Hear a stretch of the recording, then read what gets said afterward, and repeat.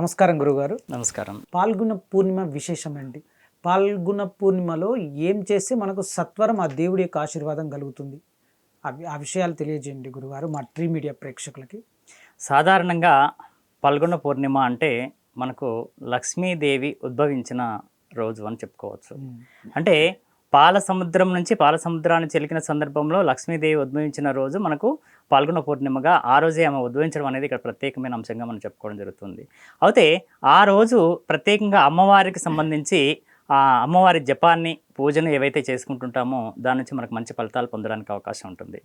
అయితే అమ్మవారికి ఇష్టమైన ఎర్రటి పూలను మనం సమర్పించడము, అమ్మవారికి నైవేద్యంగా ఏదైనా పాయసం కానీ ఎర్రటి పండ్లు కానీ ఏవైనా పెట్టడము, మనం భక్తిపూర్వకంగా అమ్మవారికి నమస్కారం చేసుకోవడము, దీంతో పాటుగా అమ్మవారిని అలంకరించే వస్త్రాలు ఏవైతే ఉంటుంటాయో అవి కూడా ఎర్రటి వస్త్రాలు వాడినట్లయితే మనకు మంచి ఫలితాలను, ఆర్థిక వృద్ధి కలగడానికి అవకాశం అనేది కనిపిస్తూ ఉంటుంది. అదేవిధంగా ఈ పాల సముద్రం నుంచి వచ్చిన ఈ అమ్మవారికి పాలు అంటే ఇష్టం కాబట్టి పాలు కూడా ఆమెకు నైవేద్యంగా పెట్టడం అనేది ఇక్కడ విశేషంగా చెప్పబడింది. అదేవిధంగా అమ్మవారు అనేది మనకు లక్ష్మీ కటాక్షానికి, అమ్మవారిని ప్రార్థించిన వారికి ఎవరికైనా కూడా ఆర్థిక వృద్ధి సమృద్ధిగా ఉంటుంది. కాబట్టి ఆ రోజు ఎవరైతే పూజిస్తుంటారో ఆ పూజించిన వారికి అమ్మవారిని దర్శనం చేసుకోవడం, పూజ చేసుకోవడం ఎవరైతే చేస్తుంటారో అలాంటి వారికి ఆర్థిక సమృద్ధి అనేది బాగా జరుగుతుంది. అయితే దీంట్లో ఆ రోజు అది చేసిన దాంతో పాటుగా అమ్మవారికి ఆ నైవేద్యం అవన్నీ కార్యక్రమాలు చేస్తూ ఆ కార్యక్రమాలతో పాటుగా తను చేయాల్సింది ఏంటంటే సువాసినులకు తను వస్త్రదానం చేయడము. వస్త్రదానం చేయలేనట్లయితే వారి స్థాయిని బట్టి వారి స్థాయిలో ప్రసాదం లాంటివి వారికి నైవేద్యంగా సువాసినులకు అంటే కొందరికి అంటే తెలియదు గురువు గారు. మామూలుగా సువాసినులు అంటే మాంగళ్యం ఉన్నవారిని మనం సువాసనలుగా మనం చెప్పుకోవడం జరుగుతుంది. ప్రేక్షకులకు తెలియని ఉద్దేశంతో అంటే ముత్తైదువలు అని చెప్పుకునే విధానం ఉంటుంది కదా, వారికి ఆ రకంగా చేసుకునే ప్రయత్నం ఏం చేసినట్లయితే దాని నుంచి మనకి ఎక్కువ ఫలితాలు అనేది రావడం జరుగుతూ ఉంటుంది. అదేవిధంగా మనము ఎవరైతే స్త్రీలు ఉంటుంటారో ఆ స్త్రీలకు వారికి అమ్మవారిగా భావించి వారి ఆశీర్వాదాన్ని పొందుకునే ప్రయత్నం కూడా చేయాలి. అంటే మనం సువాసనలుగా ఉన్నవాళ్ళు అంటే ముత్తైదువులుగా ఉన్నవారిని వారిని సాక్షాత్తు అమ్మవారే మా ఇంటి ముందు ఉంది అని చెప్పేసి వారిని ఆహ్వానించి వారి పాద నమస్కారం చేసి వారి ఆశీర్వాదం పొందినట్లయితే వారి ఆశీర్వాదము వారిలో నుంచి అమ్మవారు ఆశీర్వదించడం అనేది జరుగుతూ ఉంటుంది. కాబట్టి అలాంటి కార్యక్రమాలు చేయడం అనేది మంచి ఫలితాలను ఇస్తుంది. ఆ రోజు ఆహారం కన్నా కూడా పాయసము, ప్రసాదాలు లాంటివి ఎక్కువ దానం చేయడం విశేషంగా చెప్పుకోబడింది. ముఖ్యంగా ఎందుకంటే ఏకాదశి రోజు తినే ఆహారం దానం ఎక్కువ ఇవ్వడం అనేది విశేషం కాదు. ముఖ్యంగా ఎందుకు అంటే ఏకాదశి రోజు ఉపవసించడం అనేది ప్రత్యేకంగా చెప్పబడింది. కాబట్టి వాళ్ళ ఉపవాసాన్ని మనం బ్రేక్ చేసినట్టు అవుతుంది. కాబట్టి ఆహారం అంటే నైవేద్యం టైప్లో, ప్రసాదం టైప్లో మాత్రమే ఇవ్వాలి. అలాంటివి మాత్రం చేసుకోవడం చాలా విశేష ఫలితాన్ని ఇస్తుంది. మనకు హోలీ వసంత పంచమి ఉంది, దాని విశేషాలు కూడా మా ట్రీ మీడియా ప్రేక్షకులు చెప్పండి గురువు. అయితే హోలీ అనేది కామదహనము అని చెప్పుకోవడం జరుగుతూ ఉంటుంది. ఆ కామదహనం ప్రభావంతోనే వచ్చింది మనకు హోలీ అనేది చెప్పుకోవచ్చు. సాధారణంగా పార్వతీదేవి శివుడి గురించి తపస్సు చేస్తున్న సందర్భంలో శివుడిని పెళ్లి చేసుకోవడానికి పార్వతీదేవి తపస్సు చేస్తున్నప్పుడు శివుడు యోగ దీక్షలో ఉండేసేసి ఆమెను పట్టించుకోకుండా ఉంటాడు. ఆమె ఎంత కఠోర నియమాలతో తపస్సు చేసినా కూడా ఆయన దృష్టి ఇక్కడ మరలదు.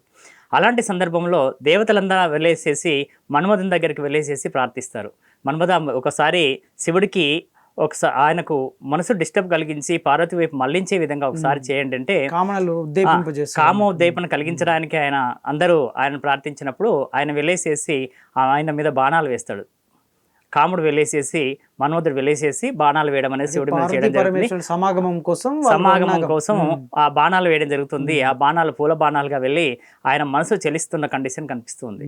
నా మనసు ఇంత స్థిరంగా ఉన్న నాకు మనసు ఎందుకు చెలిస్తుంది అని ఆయన ఒక్కసారి దివ్య దృష్టితో చూసి దీనికి కారణము మన్మధుడు అని మన్మధుడిని ఆయన మూడవ నేత్రంతో చూసి మన్మధుని భస్మం చేయడం జరిగింది.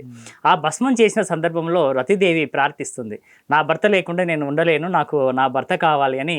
అలాగే మన్మధుడు కూడా క్షమించమని కోరినప్పుడు అప్పుడు ప్రాధేయపడితే ఆయన చేసినది ఏంటంటే, నీవు అదృశ్య రూపంలో ఉంటావు, నువ్వు సజీవంగానే ఉంటావు, నువ్వు ఎక్కడైనా ఉంటావు, కానీ నీ భార్యకు తప్ప ఎవరికి కనపడవు, కానీ నీ కార్యక్రమాలన్నీ కూడా జరుగుతూ ఉంటాయని ఆయనకు వరవేయడం జరిగింది.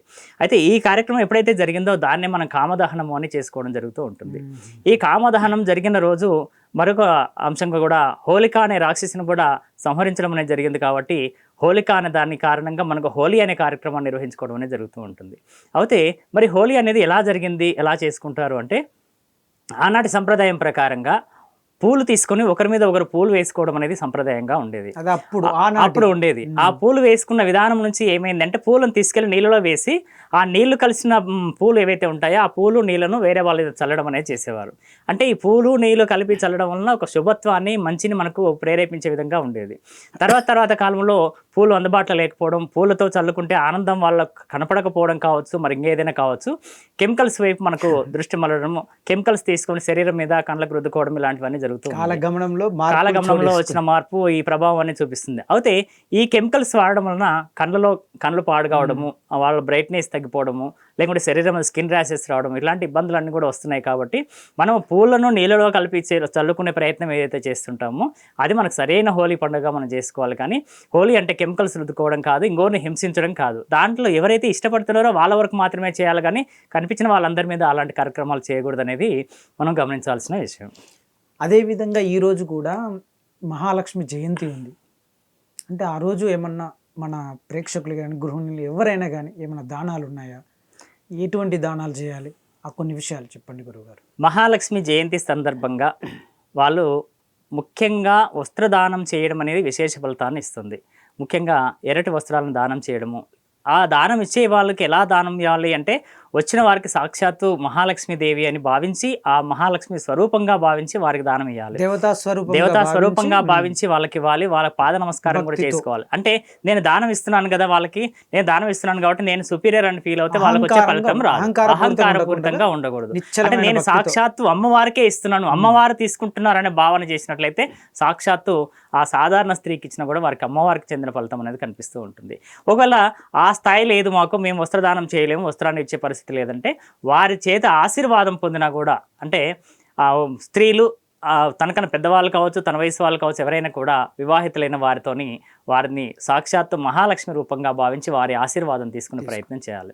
అదేవిధంగా ఎవరితోని తిట్టించుకోకూడదు, ఎవరిని కూడా తిట్టకూడదు. ఈ తిట్టడం కానీ తిట్టించుకోవడం కానీ ఏవైతే కార్యక్రమాలు చేస్తుంటారో వీళ్ళు చేసే పూజా ఫలితం అనేది తగ్గిపోతుంది. కాబట్టి అందరితోనే ఆశీర్వాదం తీసుకోవాలి. కుటుంబ కలహాలు లేకుండా కుటుంబంలో సచ్చీలంగా ఉండే ప్రయత్నం చేయాలి. అదేవిధంగా ఆ రోజు బ్రహ్మచర్యాన్ని కూడా పాటించాల్సిన అవసరం ఉంది. ముందు రోజు నుంచి ఒక సంకల్పంగా చెప్పుకొని నేను ఈ అమ్మవారి కొరకు ఈ పూజ చేస్తున్నానని ముందు రోజు వాళ్ళ సంకల్పం చెప్పుకోవాలి. ఆ సంకల్పంతో పాటుగా సూర్యోదయం కన్నా ముందే స్నానం చేసుకుని ఈ కార్యక్రమాలు చేసుకోవాలి. బ్రాహ్మీ ముహూర్తం నుంచి చేసుకున్నట్లయితే విశేష ఫలితాన్ని ఇస్తుంది. కానీ ఈనాటి కాలంలో కొన్ని ప్రత్యేకంగా నగరాలలో, హైదరాబాద్ లాంటి సిటీల్లో చూసినట్లయితే వాళ్ళకి నచ్చినప్పుడు నిద్రలేసి పూజా కార్యక్రమాలు 12 గంటలకు చేయడం కూడా జరుగుతుంది. అది సరైన విధానం కాదు. మనం ప్రత్యేకమైన రోజుల్లోనైనా ప్రత్యేకమైన పూజల కొరకైనా బ్రాహ్మీ ముహూర్తం నుంచి మొదలు పెట్టుకున్నట్లయితే మనకు వచ్చే ఫలితం కూడా ఎక్కువగా ఉంటుంది. మరో అంశం ఏంటంటే ఇప్పుడు పూజా విధానం అనేది ఎలా జరుగుతుందంటే, నేను పూజ చేశానని రెడీమేడ్గా వాళ్ళు టైం షెడ్యూల్స్ బిజీగా ఉండడమో వెళ్ళాలనో హడావిడిగా చేసుకుంటున్నారు, కానీ డెడికేషన్గా భక్తిపూర్వకంగా ఉండట్లేదు. ఈ భక్తిపూర్వకంగా ఎప్పుడైతే ఉంటుందో వాళ్ళకి ఫలితం అనేది వస్తుంది. కొంతమంది చెప్తుంటారు నేను పూజ చేస్తున్నాము కానీ మాకు ఫలితం రావట్లేదు. మరి పూజ చేస్తున్నా ఫలితం రావట్లేదంటే మనం గమనించాల్సిన అంశం ఏంటంటే, మనం పూజా విధానంలో డెడికేషన్గా చేస్తున్నామా, భక్తిపూర్వకంగా మనం చేస్తున్నామా లేదా, చేసే టైంలో మనం ఏ టైంలో చేస్తున్నాం, ఏ 12 గంటలకో పూజ చేయడం అనేది కాకుండా మనం బ్రాహ్మీ ముహూర్తంలో చేయాలి. బ్రాహ్మీ ముహూర్తంలో చేసినట్లయితే, కనీసం బ్రాహ్మీ ముహూర్తంలో చేయకపోతే సూర్యోదయానికన్నా ముందన్న మనం చేసుకునే ప్రయత్నం చేసినట్లయితే సరైన ఫలితాలు పొందడానికి అవకాశం ఉంటుంది. చాలా చక్కగా వివరించారు గురువు. ధన్యవాదాలు.